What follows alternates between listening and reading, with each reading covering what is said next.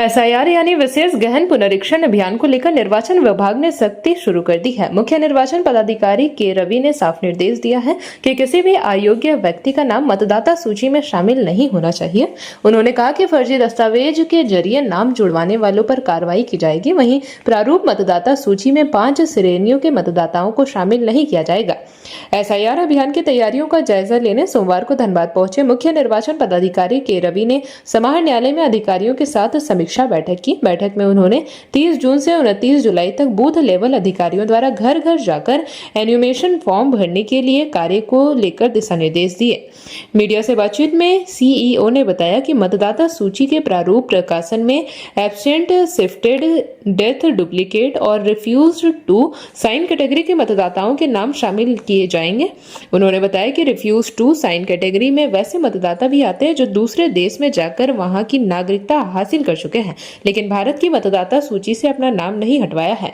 उन्होंने कहा कि विशेष पुनरीक्षण अभियान का उद्देश्य यह सुनिश्चित करना है कि कोई भी पात्र भारतीय नागरिक मतदाता सूची से वंचित न रहे और किसी भी अयोग्य व्यक्ति का नाम सूची में शामिल न हो। मुख्य निर्वाचन पदाधिकारी ने सभी राजनीतिक दलों से एसआईआर अभियान में सक्रिय सहयोग की अपील की है ताकि राज्य में शुद्ध, त्रुटिहीन और पारदर्शी मतदाता सूची तैयार की जा सके। आगामी 5 अगस्त को प्रारूप मतदाता सूची का प्रकाशन होगा। इसके बाद 5 अगस्त से 4 सितंबर तक दावे और आपत्तियां दर्ज की जाएगी। दावे आपत्तियों के निष्पादन के बाद 7 अक्टूबर 2026 को अंतिम मतदाता सूची प्रकाशित की जाएगी। माध्यम से कम्युनिकेट कर रहा हूँ उसी को। आपका 2026 वर्तमान में मतदाता सूची में है, तो आपको एनुमरेशन फिल करके देंगे, उनका नाम ड्राफ्ट रोल में आएगी। केवल 5 कैटेगरी है, उनका छोड़कर सब कुछ का नाम आ जाएगी। 5 कैटेगरी पहले बताया गया था, एब्सेंट है, परमानेंटली शिफ्टेड है, डेथ है, डुप्लीकेट है, कुछ विदेशी का नाम है वो यहाँ पर, मतलब वो कोई आदमी पहले था, उसमें 2 कैटेगरी आती है। यहाँ पहले इंडिया में था भारत का नागरिक था, यहाँ से दूसरा देश जाके वहाँ नागरिकता प्राप्त कर लिया, उनका नाम भी आएगा नहीं। बाहर का देश से इंडिया में आया, उनका अभी तक यहाँ नागरिकता प्राप्त नहीं हुआ, उनका नाम भी नहीं आएगा। कोई गलती से कभी कोई उसी कैटेगरी में आएंगे उसको, मतलब आपका कोई एसआईआर प्रोसेस है केवल यहाँ का भारत का नागरिक के लिए। कोई विदेश में आपका नागरिकता ले लिया नहीं, मतलब यहाँ इंडिया में नागरिकता प्राप्त नहीं मिला, मतलब उसी में शामिल नहीं। यहाँ जो परसेंटेज ऑफ यूथ क्या दिख रहा है एसआईआर की जो प्रक्रिया है, एसआईआर का प्रक्रिया में अभी तक प्रिपरेशन एक्टिविटीज पूरा कर लिया। कल से एनुमरेशन होगा। एक वोटर के पास आपके यहाँ का एडमिनिस्ट्रेशन है, ERO पहुंचे। तैयारी के समीक्षा 2 बूथ लोकेशन में गया था, मतलब 202 टन बूथ नंबर है, 38 दोनों में आपका धनबाद में बूथ में जाकर देखा था। तो वहाँ का रिपोर्ट के अनुसार जाके वो BLO से संपर्क किया था, उन लोगों से बैठ के बातचीत हुई थी। उन लोग का काम क्या करना है वो पूरा जानकारी है। वो दोनों जगह पर थोड़ा सा कमी था, इसलिए उन लोग का अभी समझ के उन लोग भी काम आगे बढ़ लिया।